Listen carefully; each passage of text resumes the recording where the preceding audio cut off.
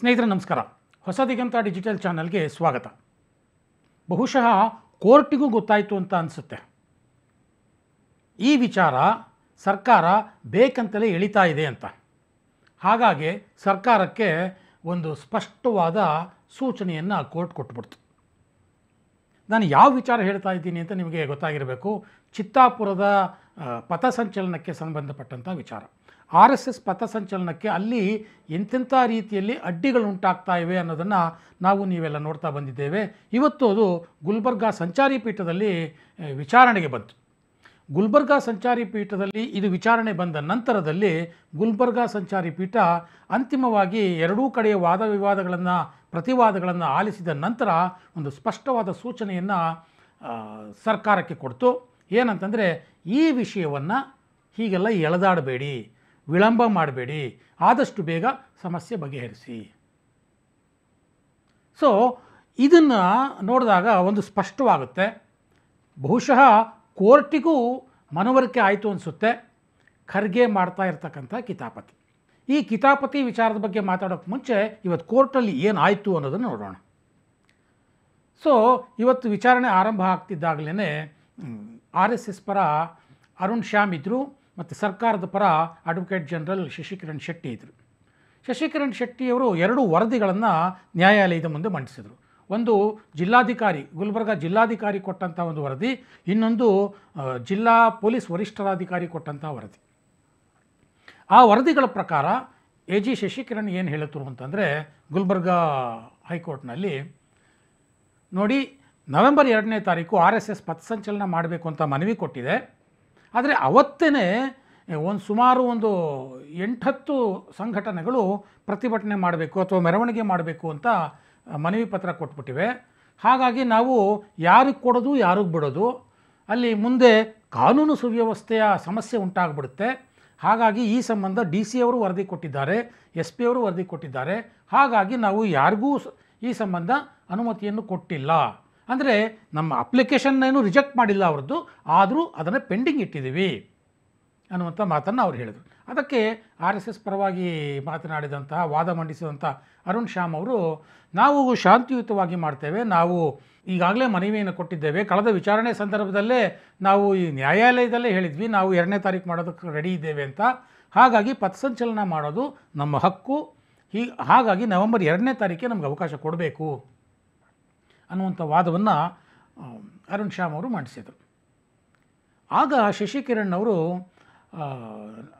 ತಮ್ಮ ವಾದವನ್ನು ಹೇಗೆ ಮಂಡಿಸಿದ್ರು ಅಂತಂದರೆ, ಎಲ್ಲ ಸಂಘಟನೆಗಳು ಕೇಳಿರೋದ್ರಿಂದ ನಾವು ಎಲ್ಲರಿಗೂ ಒಟ್ಟಿಗೆ ಕೊಡೋಕ್ಕಾಗೋದಿಲ್ಲ, ಹಾಗಾಗಿ ನಾವು ಒಂದು ಶಾಂತಿ ಸಭೆಯನ್ನು ಕರಿಬೇಕು ಅಂದ್ಕೊಂಡಿದ್ದೀವಿ.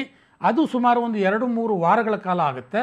ಅದಾದ ನಂತರದಲ್ಲಿ ಶಾಂತಿ ಸಮಿತಿಯಲ್ಲಿ ಎಲ್ಲರ ಜೊತೆ ಸಮಾಲೋಚನೆ ಮಾಡಿ ಆ ನಂತರದಲ್ಲಿ ನಾವು ಅನುಮತಿ ಕೊಡಬೇಕೋ ಬಿಡಬೇಕೋ, ಯಾರಿಗೆ ಕೊಡಬೇಕು ಯಾರಿಗೆ ಕೊಡಬಾರ್ದು ಅನ್ನೋದನ್ನು ನಾವು ನಿರ್ಧಾರ ಮಾಡ್ತೀವಿ ಅಂತ ಕೋರ್ಟ್ ಮುಂದೆ ಹೇಳಿದರು. ಆಗ ನ್ಯಾಯಪೀಠ ಹೇಳ್ತು, ಅಲ್ಲ ನೀವು 2-3 ವಾರ ಯಾಕೆ ಶಾಂತಿ ಸಭೆ ಮಾಡಲಿಕ್ಕೆ, ಆಯಿತು ಯಾವತ್ತು ಮಾಡ್ತೀರಾ ಅನ್ನೋದನ್ನು ಹೇಳಿ ಅಂತ ಕೇಳಿದರು. ಆಗ ಅವರು ಅದನ್ನು ಹೇಳಿದಾಗೆ 2-3 ವಾರ ಆಗುತ್ತೆ ಅಂತಂದರು. ನೋ ನೋ ನೋ ನೋ ಈ ವಿಚಾರನ ಈ ರೀತಿ ವಿಳಂಬ ಮಾಡೋದು ಸರಿಯಲ್ಲ. ನೀವು ಸರ್ಕಾರದವರು ಆದಷ್ಟು ಬೇಗ ಈ ಸಮಸ್ಯೆಗೆ ಒಂದು ಪರಿಹಾರ ಕಂಡುಕೋಬೇಕು. ಹಾಗಾಗಿ ನೀವು ಅಕ್ಟೋಬರ್ 28ಕ್ಕೆ ಶಾಂತಿ ಸಭೆ ಕರಿಬೇಕು. ಅಕ್ಟೋಬರ್ 30ಕ್ಕೆ ಶಾಂತಿ ಸಭೆಯಲ್ಲಿ ಏನಾಯಿತು ಅನ್ನೋ ವರದಿಯನ್ನು ನಮಗೆ ಕೊಡಬೇಕು ಅಂತ ಸ್ಪಷ್ಟವಾದ ಸೂಚನೆಯನ್ನು ಕೋರ್ಟ್ ಕೊಟ್ಟುಬಿಡ್ತು. ಅಂದರೆ ನಾನು ಇಲ್ಲಿ ಮೊದಲೇ ಹೇಳಿದ್ನಲ್ಲ, ಇಲ್ಲಿ RSS ವಿರುದ್ಧ ಒಂದು ಕಿತಾಪತಿ ನಡೀತಾ ಇದೆ ಅನ್ನೋದನ್ನು ಬಹುಶಃ ನ್ಯಾಯಾಲಯ ಅರ್ಥ ಮಾಡ್ಕೊಳ್ತೇನೋ ಅಂತ. ಯಾಕಂತಂದರೆ ಪ್ರಿಯಾಂಕ್ ಖರ್ಗೆ ಅವರು ಕಳೆದ 2 ದಿನದ ಹಿಂದೆ ಒಂದು ಹೇಳಿಕೆಯನ್ನು ಕೊಟ್ಟಿದ್ದರು.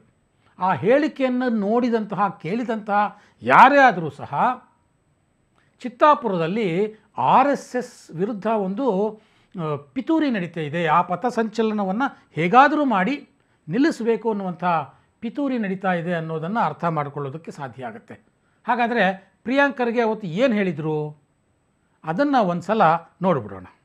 ಸರ್, ಈ ದಲಿತ ಸಂಘಟನೆಗಳಿಗೆ ಪ್ರಿಯಾಂಕ್ ಖರ್ಗೆ ಅವರ ಪ್ರಾಯೋಜಕತ್ವ ಇದೆ ಅನ್ನೋದು ಆರೋಪಗಳು ಆಯ್ತಿದೆ ಅಂತ ತಿಳ್ಕೊಳ್ರಿ, ತಪ್ಪೇನು? RSSಗೆ ಯಾರು ಪ್ರಾಯೋಜಕತ್ವ ಇದೆ? ಯಾರಾದ್ರೂ ಪ್ರೊಡ್ಯೂಸರ್ ಡೈರೆಕ್ಟರ್ ಯಾರು? ಸರ್, ಈ ದಲಿತ ಸಂಘಟನೆಗಳಿಗೆ ಪ್ರಿಯಾಂಕ್ ಖರ್ಗೆ ಅವರ ಪ್ರಾಯೋಜಕತ್ವ ಇದೆ ಅನ್ನೋ ಆರೋಪಗಳು ಕೂಡ ಕೇಳಿದೆ. ಆಯ್ತಿದೆ ಅಂತ ತಿಳ್ಕೊಳ್ರಿ, ತಪ್ಪೇನು?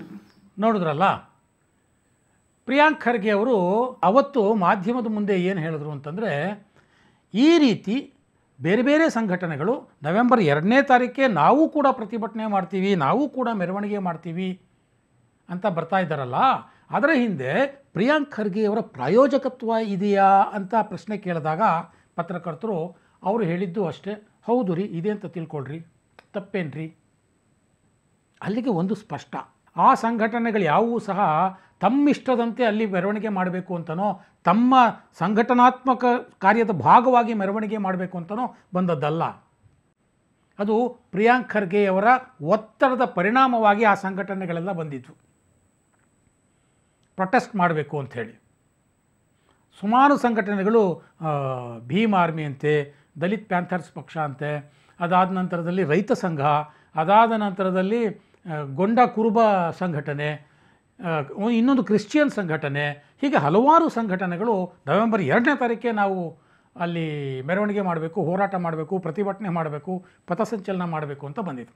ಸೊ ಇದೆಲ್ಲದರ ಹಿಂದೆ ಖರ್ಗೆ ಅವರಿದ್ದಾರೆ ಅನ್ನೋದು ಅವರ ಮಾತಿಂದಲೇ ಸ್ಪಷ್ಟವಾಗುತ್ತೆ.